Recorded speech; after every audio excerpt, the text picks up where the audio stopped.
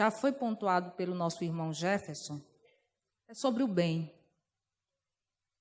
Precisamente o fazer o bem, mas não simplesmente fazer o bem, mas fazer o bem sem ostentação. E para podermos falar sobre o bem, precisamos, acima de tudo, compreender o que é o bem. O bem é o bom? O que significa o bem para nós?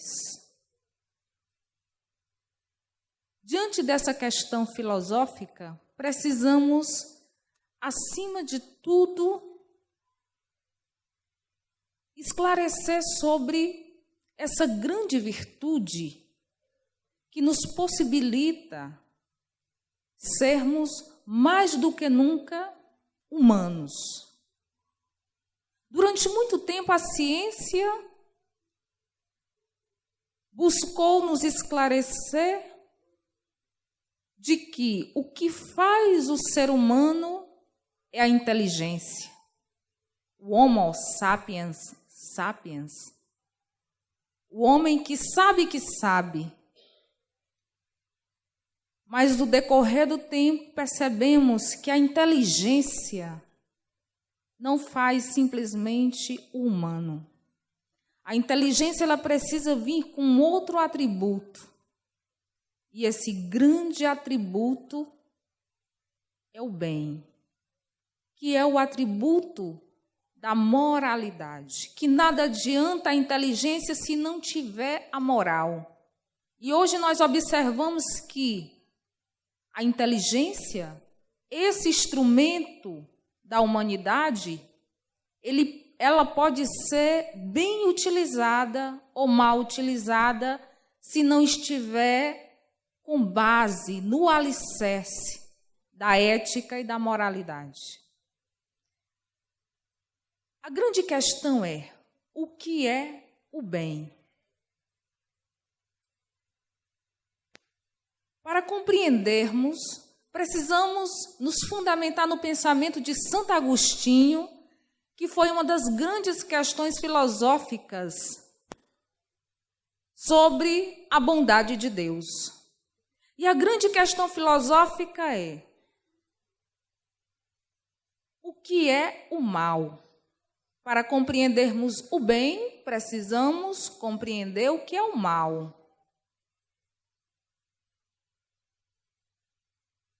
Diante das suas indagações, Santo Agostinho chegou a uma conclusão filosófica de que, se Deus é bom e justo, como ele poderia ter criado o mal? Porque se Deus criou o mal fazia parte de Deus. Se nós criamos algo, esse algo faz parte. E assim destruiria toda a lógica da bondade suprema. E Santo Agostinho nos responde que Deus não criou o mal. E o mais interessante é que no Livro dos Espíritos, os nossos irmãos superiores confirmam essa tese de Santo Agostinho, que Deus não criou o mal. Deus nos possibilitou uma criação simples.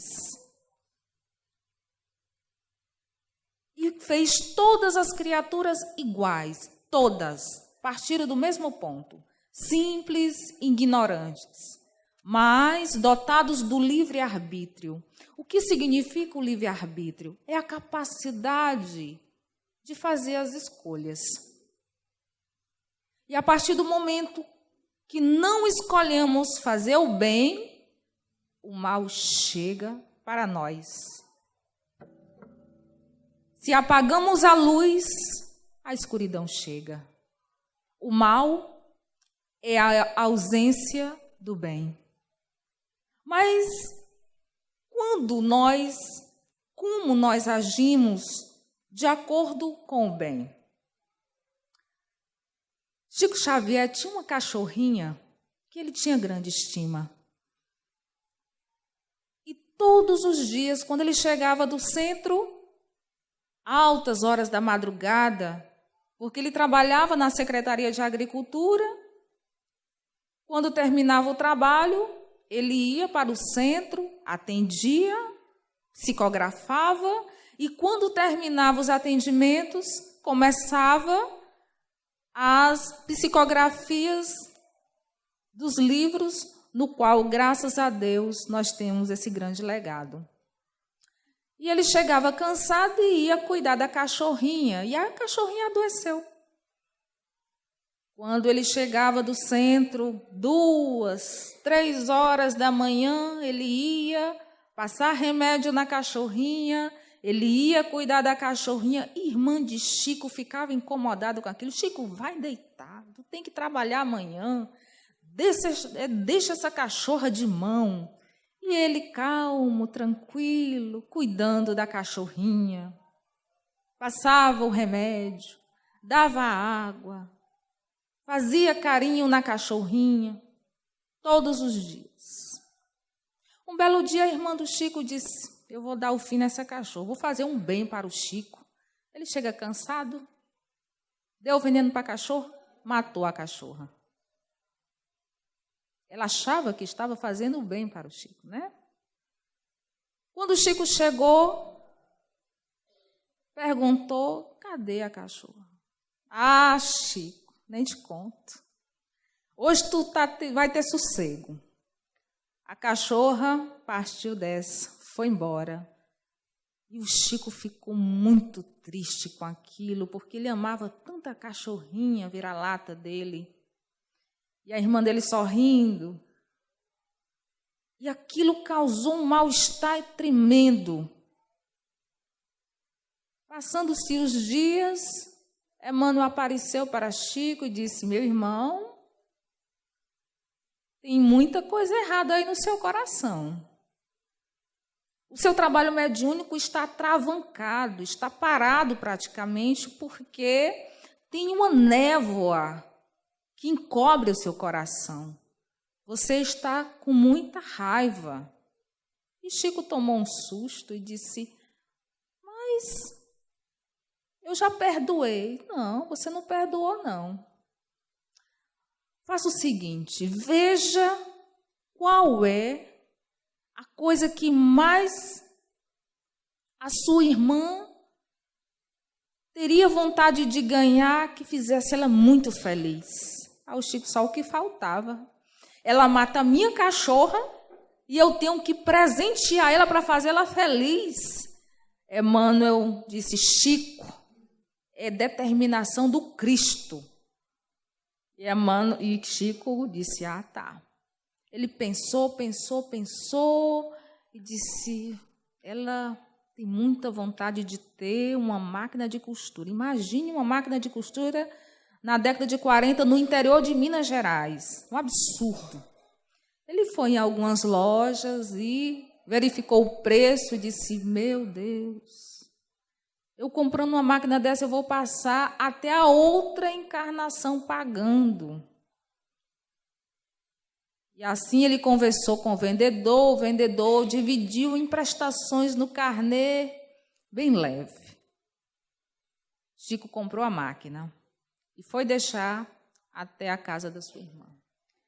Quando ela pegou o pacote que abriu, ela se sentiu tão feliz, ela se sentiu tão realizada, que aquela energia da felicidade envolveu todo o corpo perispiritual, envolveu o Chico e limpou o coração do Chico. E nesse momento, Emmanuel disse, agora a gente vai voltar ao trabalho, porque o bem que você fez serviu para você. E aí a gente faz aí, retomando a discussão sobre o bem. O que caracteriza o bem? Como nós podemos identificar uma atitude de bondade? Porque para alguns está fazendo o bem, como a irmã de Chico, que matou a cachorrinha. Para ela, aquilo era um bem, porque Chico, segundo ela, ia descansar. O bem não está necessariamente na coisa em si, porque nem tudo que é bem é o bom. Nem tudo que é bom é o bem. Mas está na consequência que aquele ato vai causar. E como nós podemos identificar? Uma mãe, quando força um filho a tomar um remédio que ele não quer porque acha amargo. É uma atitude que para o filho é péssimo, mas as consequências vão ser favoráveis e isso é um bem. É assim que Deus age conosco. Quando nós passamos por circunstâncias em que desarmoniza toda a nossa estrutura mento-moral. E desarmoniza por quê? Porque como nós fazemos escolhas e muitas vezes o nosso caminho não é o caminho do bem, mas é o caminho do prazer. Não necessariamente que o prazer seja ruim, né? Não necessariamente. Mas quando o prazer ele não está vinculado com a responsabilidade, isso pode trazer consequências desagradáveis. Como, por exemplo, o uso de drogas, a bebida, o cigarro. Trabalhei com uma pessoa que fumava demais. E uma vez ela olhou para mim e disse assim, tu entende aí desse negócio aí dos espíritos, né? Eu disse, e o que você quer saber? Ele disse, me diga uma coisa, quer dizer que a gente tem outra vida, não é? Eu disse, sim. Mas na realidade não é outra vida, é outra etapa da vida. Porque a vida só é uma só. Né? A gente se despoja do corpo, da vestimenta de carne, mas a nossa essência, o espírito, é um só. Ele disse, apostar. Pois eu vou deixar para parar de fumar na outra vida, porque eu estou gostando de fumar demais nessa. Eu disse, arque com as consequências. Muito bem.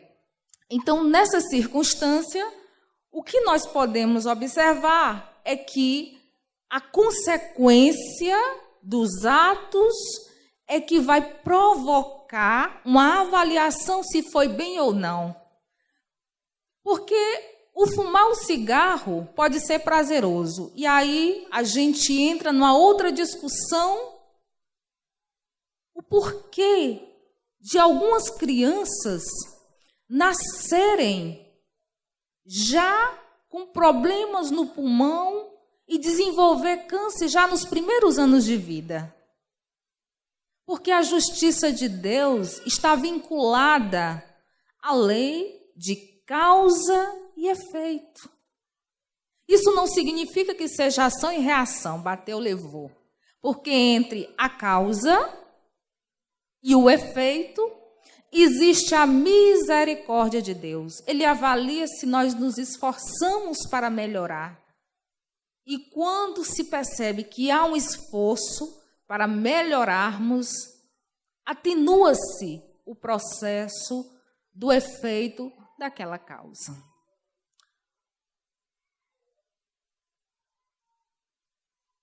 Na Segunda Guerra, Francine era uma garota de 8 anos de idade. E sua mãe foi presa, porque a família era família de judeus, mesmo sendo franceses. E ficaram no campo de concentração. Mas houve uma negociação entre a diplomacia da França e da Alemanha, e muitos franceses, que eram judeus, conseguiram ser deportados para a França. No trem, Francine, com 8 anos de idade, e sua mãe, junto com suas irmãs menores, só tinha um pedaço de chocolate para viajar até a França e alimentar-se. Ao lado tinha uma senhora esmilinguida, debilitada, grávida, sentindo dores do parto. E não tinha forças para poder fazer nascer o bebê. Ela precisava de força. E mãe de Francine pensou que tinha apenas um pedaço de chocolate. Não titubeou. Deu o pedaço de chocolate para aquela mãe fragilizada. E assim conseguiu ter forças e teve o bebê. Prematuro, magrinho. Chegaram na França, não se encontraram mais. Francine se tornou um articulista em que organizava eventos. 40 anos depois, a sua filha, no café da manhã, olhou para a Francine e disse: mãe, por que não fazemos um evento, uma conferência para conversarmos, para trazer aquelas pessoas que foram deportadas da Alemanha, que viveram nos campos de concentração? E Francine pensou e disse: seria interessante se a gente fizesse uma conferência e se houvesse psicólogos quando chegamos deportados dos campos de concentração. E assim, publicizou o seu evento e vieram muitos deportados. Vieram psicólogos, psiquiatras, vieram psicopedagogos, pedagogos. A casa ficou cheia das discussões sobre a necessidade da psicologia diante dessa ferida que foi os campos de concentração. Ao iniciar sua fala, Francine relata de uma forma muito emotiva a situação em que, no seu momento de sair da Alemanha para a França, só tinham um pedaço de chocolate, mas sua mãe teve que dar para uma senhora que precisava fazer o parto. Muito emocionada, ela relata que aquela situação foi tão inusitada que no decorrer da viagem eles nem sentiram fome, porque se entreteram com o bebezinho que tinham nascido. Uma senhora se levantou, olhou para a Francine, na realidade ela era francesa, é francesa, ainda está viva, e disse: Francine, eu tenho um presente para você. Abriu a bolsa e tirou um pedaço, uma barra de chocolate e disse: aquela criança se tornou uma médica e sou eu. E ela se sentiu agradecida pela mãe, pelo ato de bondade, porque aquela criança precisava nascer. Aquela criança se tornou uma militante, ajudava aqueles que necessitavam da saúde mental. Muitas crianças precisam nascer. Muitas precisam apenas da possibilidade de chegar aqui para cumprir a sua missão. E a maternidade é esse grande veículo. E a gente tem aí uma atitude de altruísmo muito grande, da mãe de Francine. O altruísmo que é a capacidade de se negar para ajudar o outro. Quantos de nós? Quantos conseguimos abnegar-nos para ajudar o outro. Uma questão que precisamos, acima de tudo, refletir é que nem sempre o bem individual é o bem coletivo. O bem individual, muitas vezes, pode estar ali maquiado de egoísmo. E o bem coletivo, quando é feito com amor, ele se torna também um bem individual. E nós percebemos isso com Francisco de Assis, em todo o seu processo de construção daquele homem de bem. Ele nasceu rico, muito rico. As grandes castas vinham dos comerciantes de tecido, que era o seu pai. Ele foi um jovem que ostentava bastante. Muito rico, conheceu os prazeres da vida, mas ele tinha um sonho. Ele queria ser cavaleiro, ele queria ir para a guerra. Ele queria lutar pela pátria. E assim foi. Numa das cruzadas, ele seguiu, só que foi preso. E passou 8 meses preso, enclausurado. E foi aí que nasceu Francisco de Assis, naquele momento em que ele começou a pensar sobre a sua utilidade, a utilidade do material. Porque mesmo tendo tudo em termo material, ele se encontrava num vazio existencial muito grande. E quando ele retornou da prisão, ele já não retornou como Francesco Bernardone, mas ele retornou como o Francisco. Ele se despojou daquilo que ele não achava essencial, mas ele não se desprendeu, ele não desrespeitou, ele não, a palavra é subestimou. Ele não subestimou o material, ele subestimou a ostentação. Porque mesmo ele compreendendo a sua missão espiritual, ele nunca negou o material, porque ele amava todas as coisas que eram criaturas de Deus. Os animais, todo o seu princípio estava fundamentado de que tudo que Deus criou era para ser amado.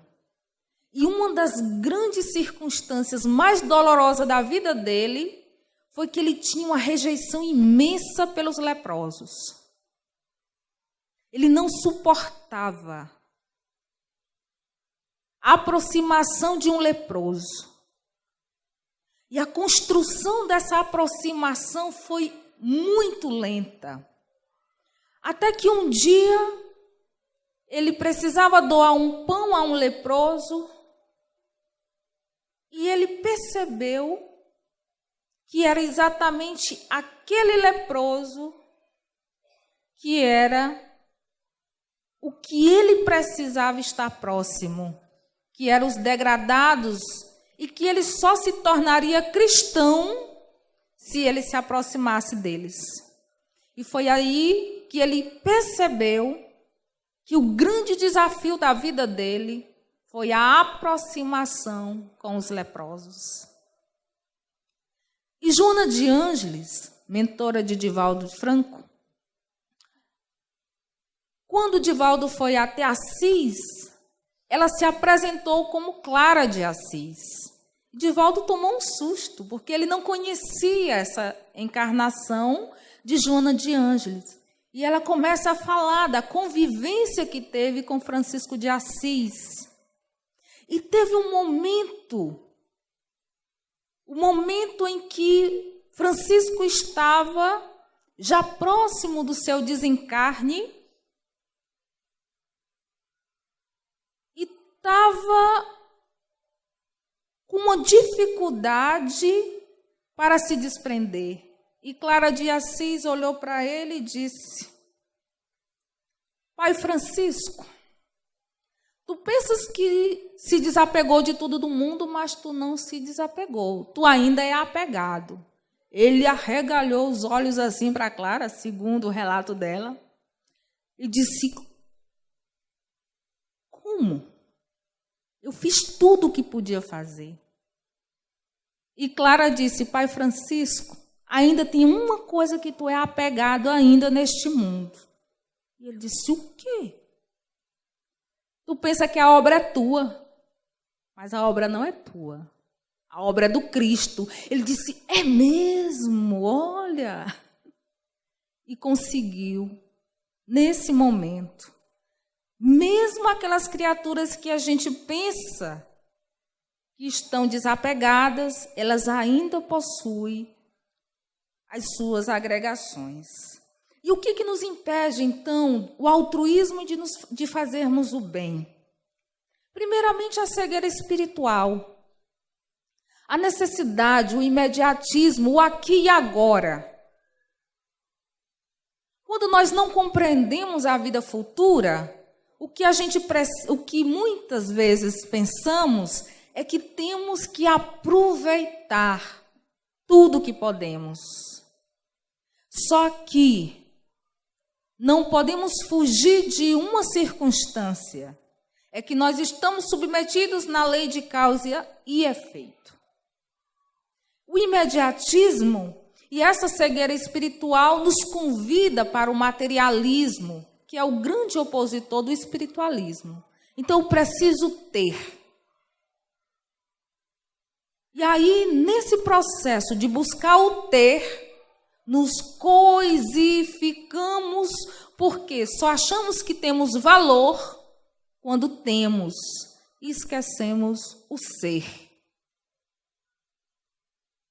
E o materialismo é que nos provoca a grande doença, que é a ostentação. A ostentação, ela é a pobreza existencial maquiada.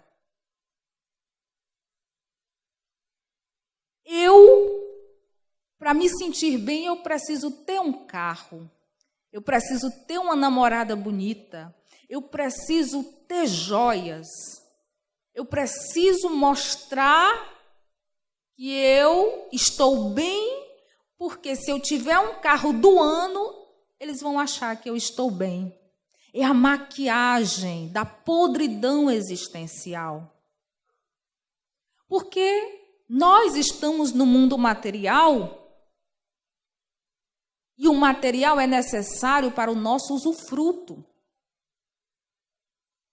Mas a partir do momento em que o material é mais importante do que o nosso ser, acontece a doença,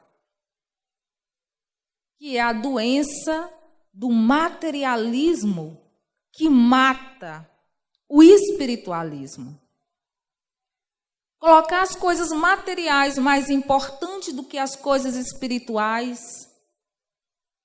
é a grande cegueira, é a grande pobreza humana. Quando nós buscamos o ter e esquecemos o ser. E hoje, lendo com meu filho, teve um conto muito interessante em que, em uma floresta, algumas gralhas estavam tocando um tambor grande, rutilante, enfeitado.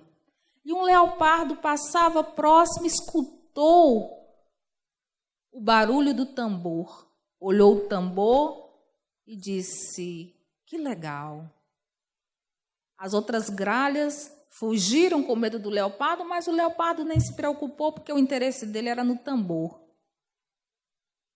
Ele agarrou o tambor com unhas e dentes, mas o tambor estava oco. E ele ficou decepcionado, porque ele continuou com fome. Uma gralha observando aquilo e filosofou: tu não sabes que quanto mais rutilante é a voz e mais enfeitada é a criatura, mais vazia ela é? E eu, lendo com meu filho, a gente começou a discutir exatamente sobre a importância do ser e como nós estamos amarrados no ter, porque nós estamos nos coisificando, colocando as coisas mais importantes do que nós mesmos, que é a nossa pobreza maquiada. E nessa circunstância, faz necessário, acima de tudo, compreendermos a fala do Evangelho do plantador de trigo, em que ele plantava e nunca distribuía. Quando chegava um pobre pedindo, ele dizia: faça como eu fiz, trabalhe, e nunca distribuía. O seu celeiro ficou pequeno e ele pensou, vou derrubar esse celeiro pequeno e vou construir um maior. E ele, sonhando com o seu celeiro grande, uma voz chegou para ele e perguntou: para quem tu amontoaste? Para quem? Hoje tua alma irá partir. E ficamos aí com a reflexão sobre a importância de fazermos o bem, a importância da caridade, a caridade material, mas outra muito mais importante, que é a caridade espiritual. Que a paz do Divino Mestre esteja em nossos corações. Muito obrigada.